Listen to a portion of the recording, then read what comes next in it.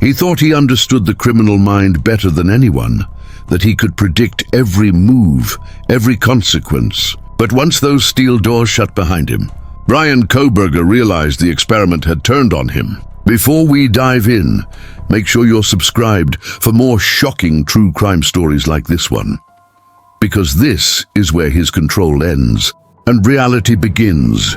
He stood there motionless as the final words fell from the judge's mouth. The sound of the gavel echoed like a door slamming shut on the last fragment of his old life. No parole, no second chances, just endless time. Before we dive in, make sure you're subscribed for more shocking true crime stories like this one.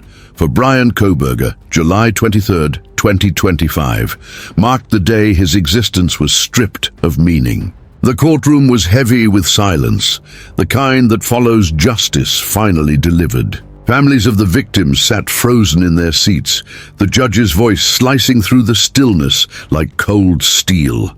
"There is nothing redeeming about Mr. Kohberger," he said. And with that, the man once obsessed with studying crime became the subject of it. Hours later, as the media lights faded and the crowd outside dispersed, Kohberger was quietly transported to the Idaho Maximum Security Institution, a place that doesn't just confine bodies, but breaks minds. For most, prison means time served. But for him, it meant time that never ends. What awaited him inside wasn't redemption or reflection. It was a sentence that would outlast his sanity. The gates clanged shut behind him.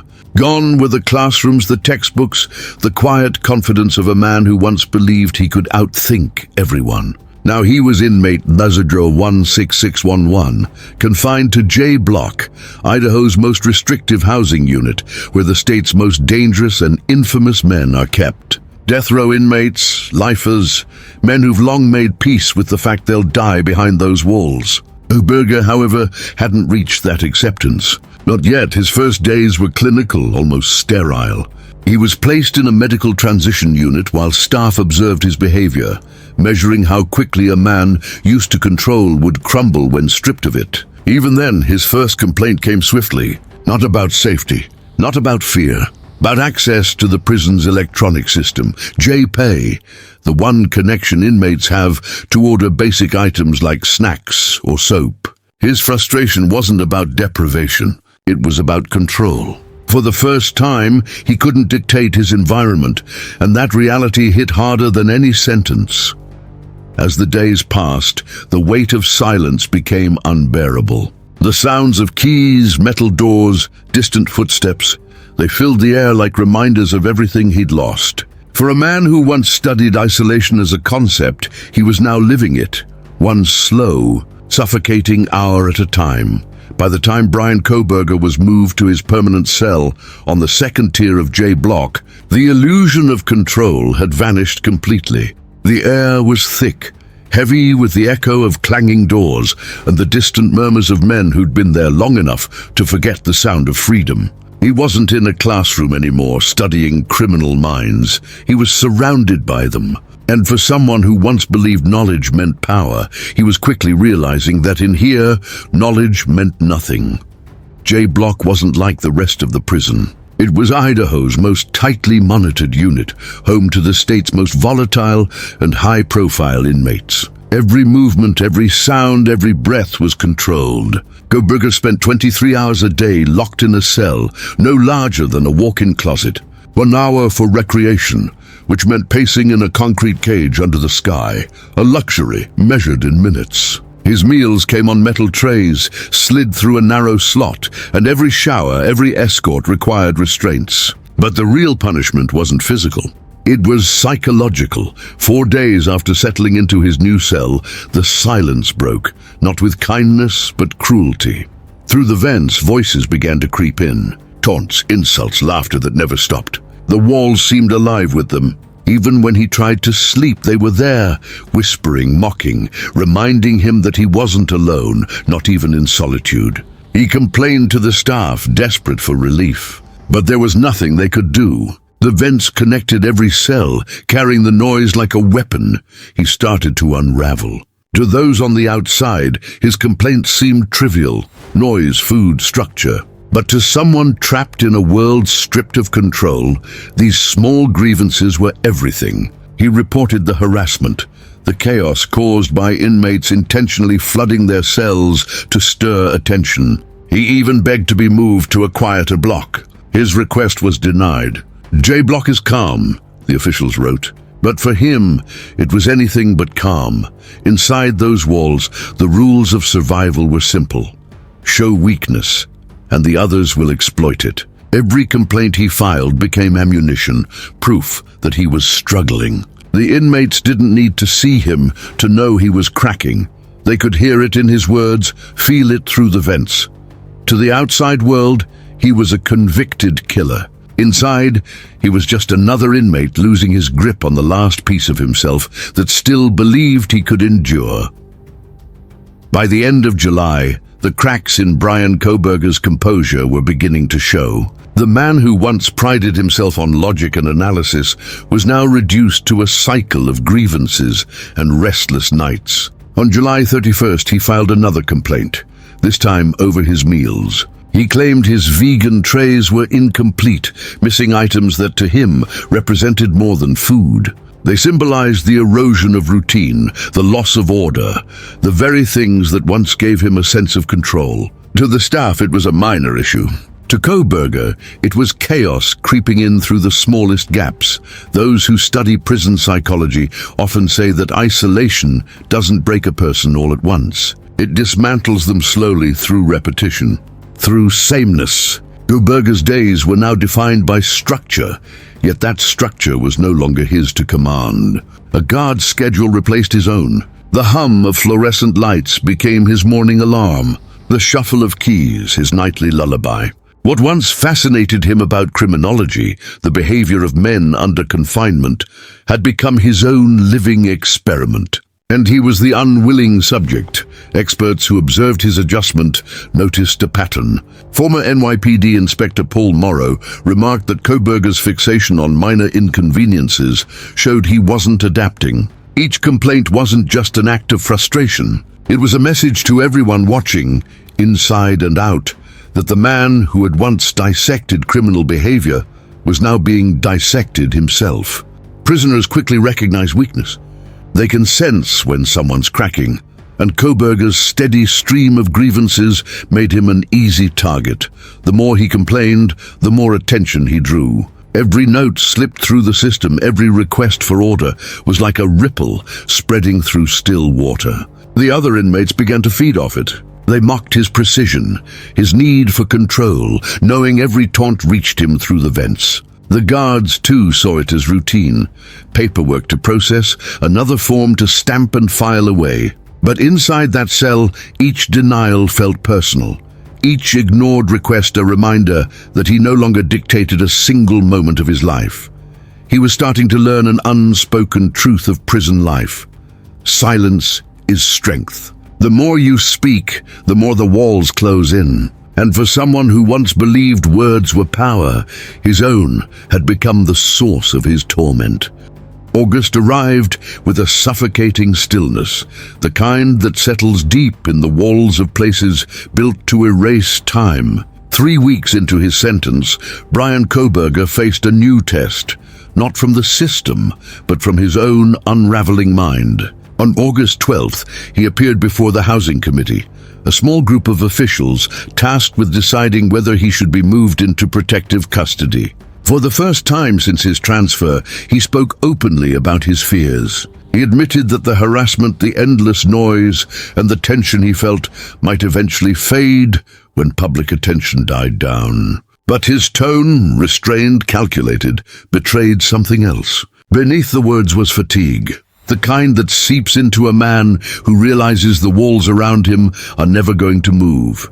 He asked to keep his recreation time private, to be escorted alone, to limit contact with others. He even referenced another high-profile inmate, asking for the same privileges. It was a rare glimpse of awareness and of desperation. He still wanted to appear composed, but every word revealed just how much the isolation was consuming him. The committee deliberated and, after a few minutes, gave their decision. He would stay exactly where he was. Administrative segregation, no change. The same concrete box, the same echoing vents, the same unending routine. Their reason was simple: safety. For him, for others. But to Kohberger, it felt like a life sentence inside a life sentence. By this point, he had filed 5 formal complaints in just 3 weeks, a record that didn't go unnoticed. Former federal prison consultant Cameron Lindsay later remarked that Kohberger was likely to remain right where he was for the foreseeable future. The institution wasn't going to change its rhythm for one man's discomfort. "He's in the safest setting possible," Lindsay said, "but that safety comes at a price.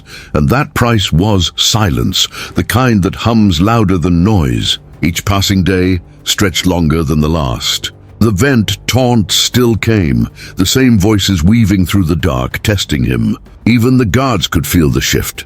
His cell had grown colder, emptier, as if the air itself carried the weight of his regret. In a place built to strip a man of his identity, he was beginning to understand what true punishment meant. Not pain, not violence, but the endless awareness of his own existence, played on repeat, with no end in sight. By late August, the media frenzy had faded. But inside those walls, Kohberger's world was shrinking by the day. Gone were the whispers of his courtroom smirk, the grainy photos of his first appearance, the endless debates about his intelligence or motive. Out there, people had moved on to the next story. But inside, time had stopped, and he was the only one left to live it over and over again. His cell had become both refuge and torment. Each corner had a memory now. The spot by the wall where he'd pace for hours, the slit of light that crept in each morning and disappeared before noon. He would stare at it until it faded, tracing the shadow like a clock he could no longer read. His books, once stacked neatly by subject, now sat scattered and unread. Even his notebook, once filled with theories and observations, lay untouched. The precision that once defined him had dissolved into apathy. Guards reported that he'd grown quieter, less demanding. The constant stream of complaints had slowed to a trickle. But that silence wasn't peace, it was surrender.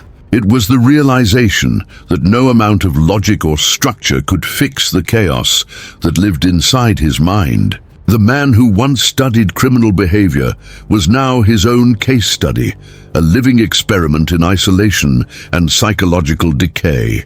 Former prison officials later described it perfectly. Protective custody isn't protection, it's purgatory. For Kohberger, it was exactly that. He was kept away from others, shielded from violence, but left completely exposed to his thoughts. Every sound, the clank of a gate, the echo of a distant shout, became an intrusion, a reminder that the world continued without him. Even the guards began to notice subtle changes. His posture, once rigid and defensive, had softened. His eyes darted less. He spoke rarely, and when he did, it was short, almost rehearsed, as if he was speaking not to be heard, but simply to remind himself he still could. Outside, experts debated his sanity, his guilt, his motives. But inside, those questions didn't matter anymore. The punishment wasn't in the sentence. It was in the silence that followed it, a silence so deep it made every passing second feel heavier than the one before.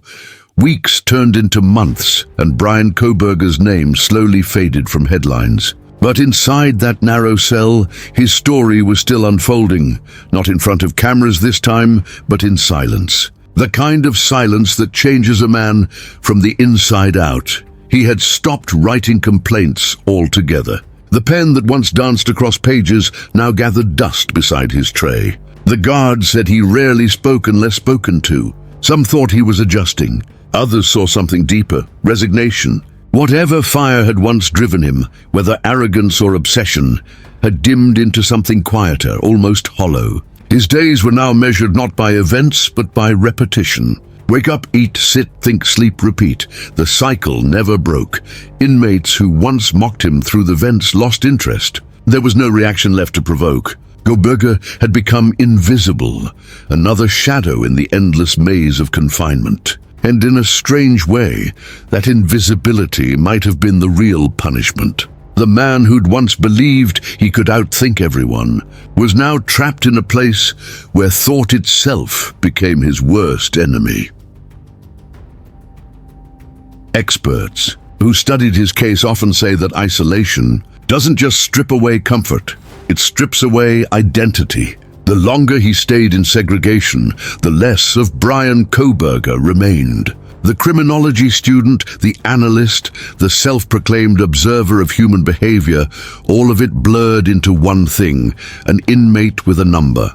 And that number didn't argue, didn't analyze, didn't resist. It simply existed. Outside those walls, the world had moved on. New trials, new tragedies, new names to dissect. But for him, time stood still. Every night, the same hum filled the air. The mechanical whir of lights, the low buzz of vents. That sound was his only company. That and the memories he could never silence. And maybe that's the irony in all of it. Bryan Kohberger spent years studying what drives people to commit crimes, what makes them cross that line. But now, in a cell built to contain the very darkness he once tried to understand, he had become the lesson himself. Because in the end, the walls don't just hold you in, they hold you accountable. And that's where his story stands, a mind once obsessed with control, now consumed by it. If you found this story haunting, make sure you're subscribed for more chilling true crime breakdowns like this. Until next time, stay safe, stay curious, and never forget, the truth always finds a way.